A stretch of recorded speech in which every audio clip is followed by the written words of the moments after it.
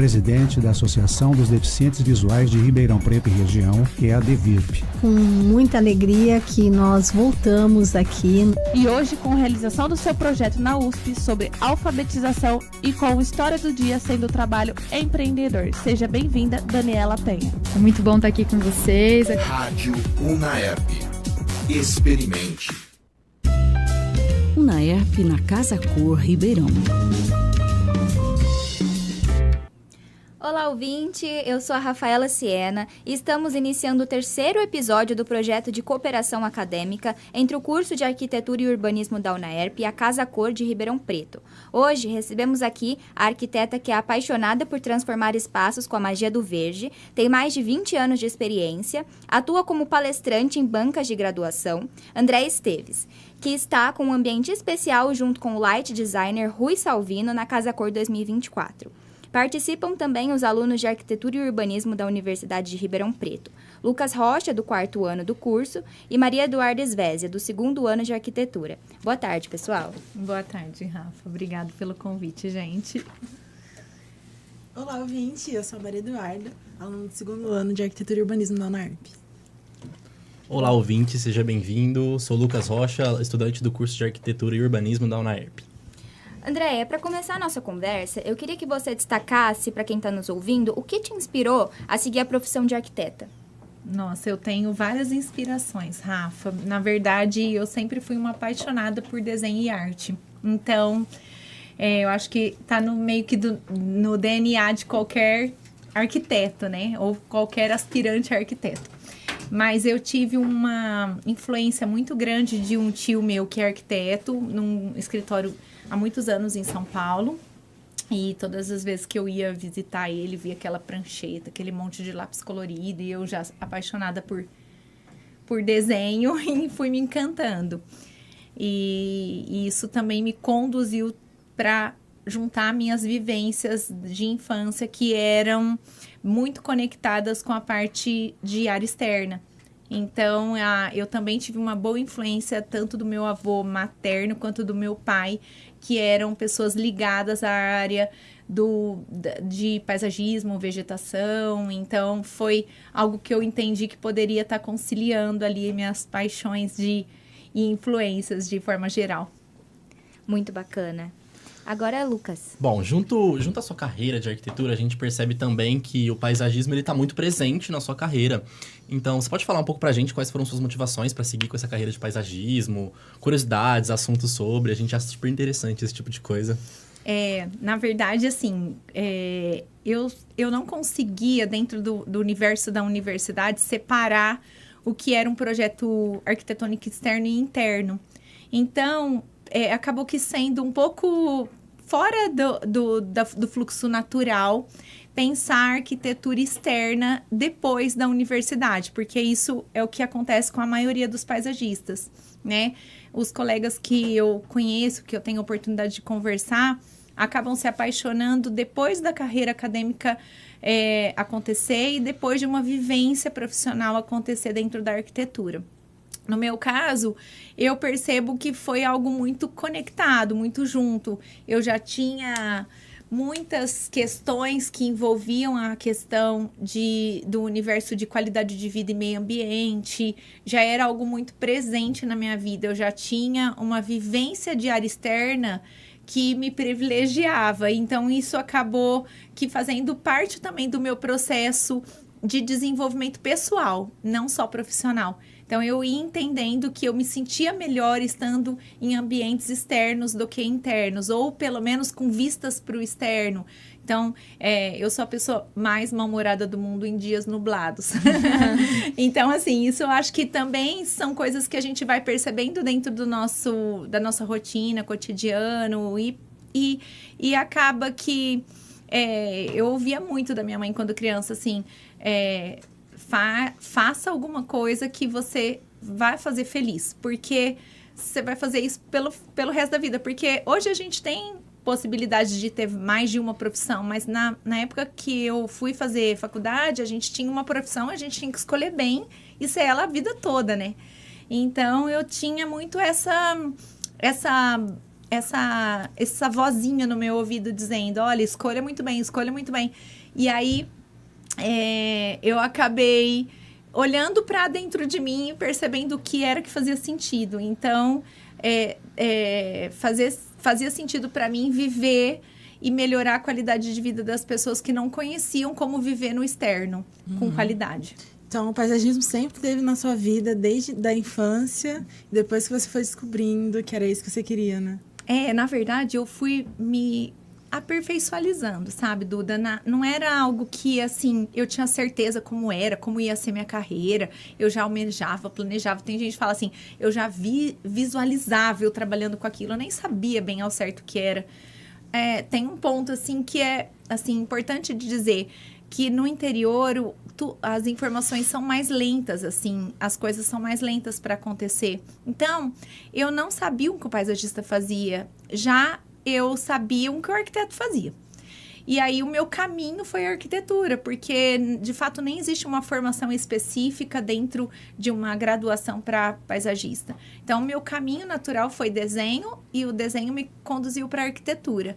E aí, dentro desse processo, eu entendi que dava para eu fazer o que eu mais gostava, que era projetar espaço externo.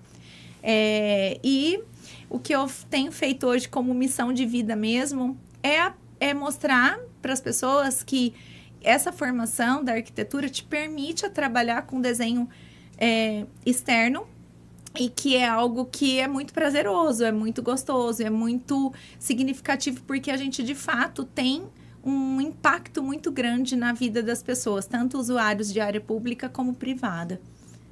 Então, esse é um ponto, assim, que me conduziu. Bom, então foi todo um processo de lapidação, né? Desde que você se descobriu como pertencente à arquitetura e urbanismo até você chegar nesse ramo do paisagismo, né? Fui aprendendo como, de fato, atuava um profissional da área da arquitetura externa e da arquitetura em si, porque a gente sai da universidade com uma bagagem mais técnica, mas a gente não tem muito repertório, né? A gente vai criando esse repertório, vai entendendo como é que, de fato, as pessoas comercializam aquilo, porque a gente sai artista. A gente sai artista mesmo, a gente acha que a gente vai viver de pão e água. E é muito longe disso. A gente tem boletos, começam a aparecer contas, e aí a gente vai entendendo, assim, como eu cobro, como é o processo dentro do escritório para uma entrega ideal. Hoje a gente tem buscas mais rápidas, né? Mas muitas vezes eu fui acertando dando cabeçada e errando dando cabeçada, porque eu não tinha um YouTube que, de repente, eu podia acessar e falar, poxa, deixa eu estreitar um caminho aqui. Como se cobra um projeto paisagístico? Eu não sabia. E aí, se eu cobrasse como arquitetura, eu estava desequilibrada na balança, porque o meu trabalho era menos trabalhoso, de menos responsabilidade e menos tempo. Então, a balança não fechava, mas era só uma referência que eu tinha. Se eu cobrasse como um jardineiro também, a minha responsabilidade era muito maior do que a dele. Então, eu tive que achar um equilíbrio, entendendo, por isso a lapidação, talvez, Lucas, essa seria uma resposta mesmo. O tempo foi moldando uma forma de entender a profissão e me colocar dessa maneira, assim, como uma pessoa atuante e uma pessoa que eu sabia das minhas responsabilidades, mas eu ia aprender com o tempo mesmo, e tá tudo bem. Esse processo que você falou, eu achei incrível a metáfora. Bater a cabeça e errar é muito interessante. Depois você começa a refletir e você vê que é isso mesmo, né? Que é isso que vai levar a gente pra frente. É muito interessante.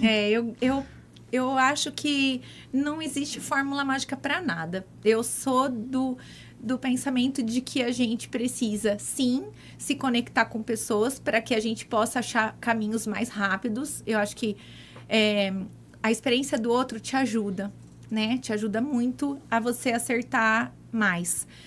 Mas tem coisas que é você por você e você vai tentar de uma forma e aquilo para você vai fazer sentido ou não. Aí você recalcula a rota, vai de novo, tenta outras formas. Eu lembro que a primeira vez que eu apresentei uma proposta de orçamento de projeto, só cobria o meu custo do combustível de ir até o escritório, até a obra.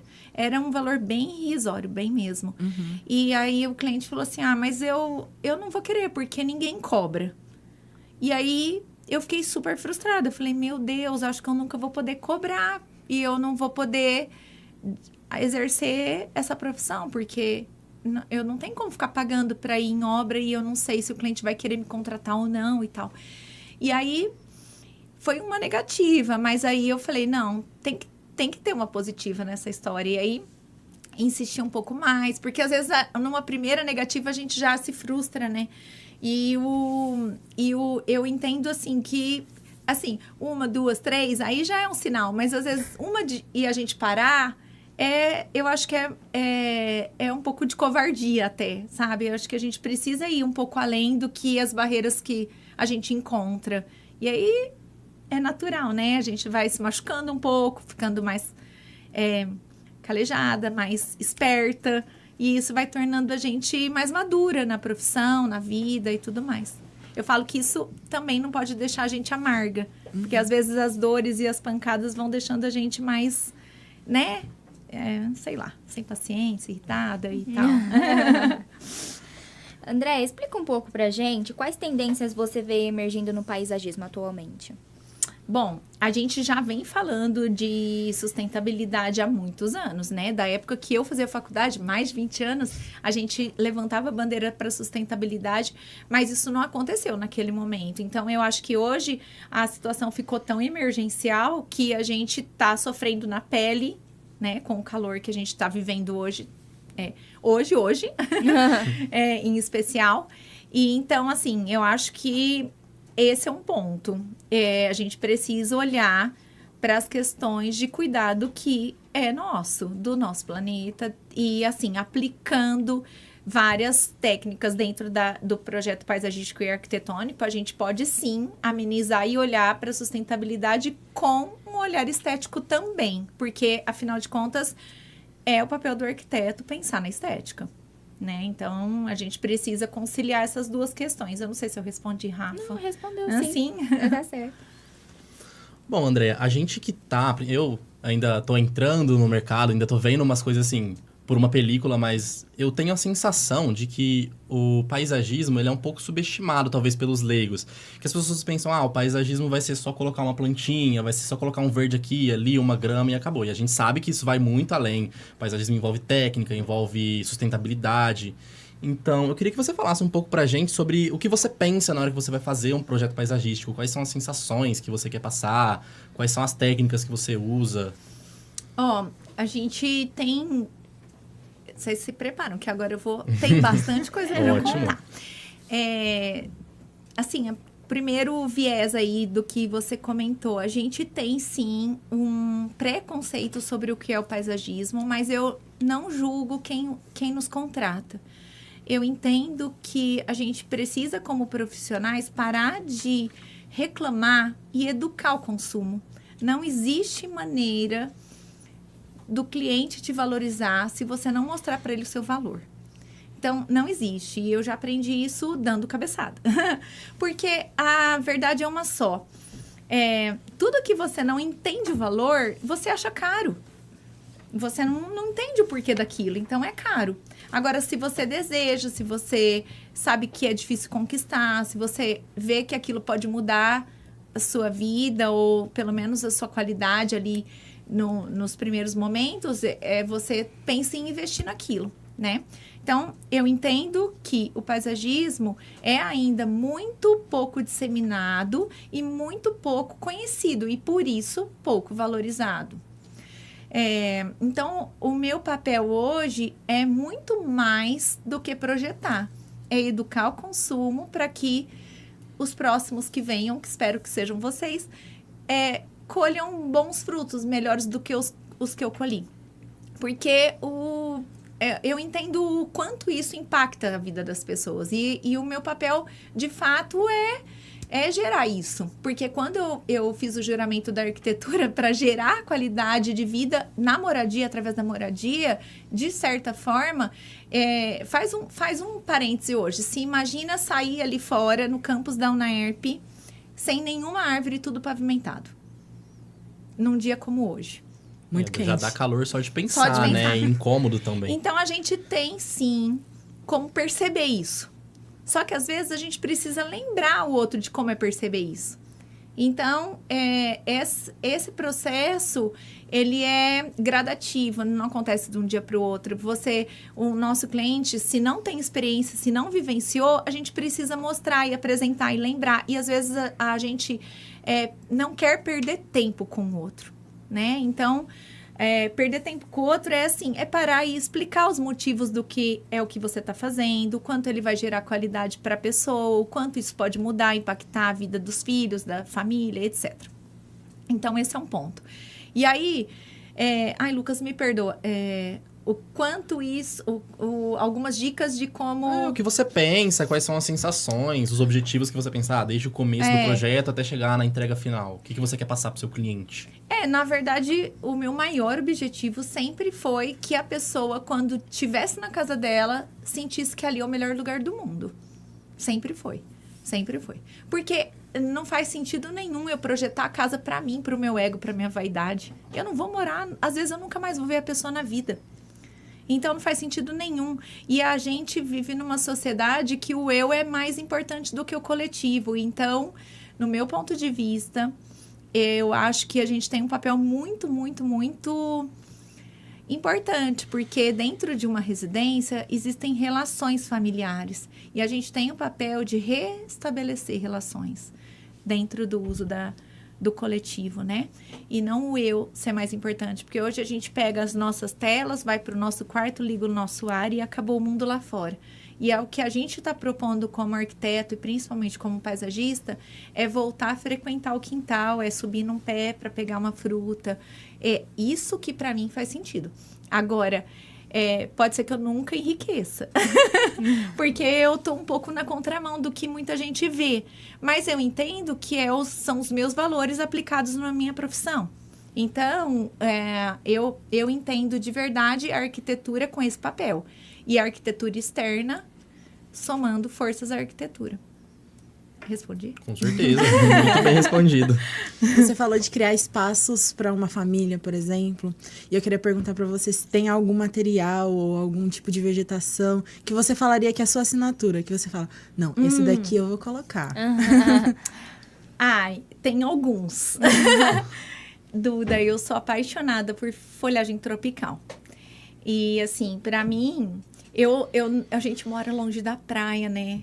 Então, assim, pra mim, nostalgia é pensar na praia, pensar no mar, assim. Então, eu tento trazer um pouco desse ambiente meio tropical, meio litorâneo para dentro dos quintais aqui da nossa cidade. Porque isso, eu acho que gera uma sensação gostosa de férias, de conforto. E aí, é meio que minhas férias todo dia ali. Basta sair ao quintal, assim, né? E você se conecta então, com essa sensação. Folhagens tropicais, em especial, eu amo uma árvore que é a jasmim-manga. Não sei se vocês conhecem, mas... Quem não conhece, dá um Google aí. Mas eu gosto bastante, porque sempre que eu posso, eu coloco ela no projeto. Tem cliente que fala, eu adoro tudo, menos jasmim-manga. Mas tudo bem, vamos ver outra. Porque o jasmim-manga, tem gente que não gosta porque ele não é uma árvore muito copada. Então, é uma espécie que a gente normalmente... E ela não tem cara de Havaí, de praia, assim. Pra mim, ela tem... Né?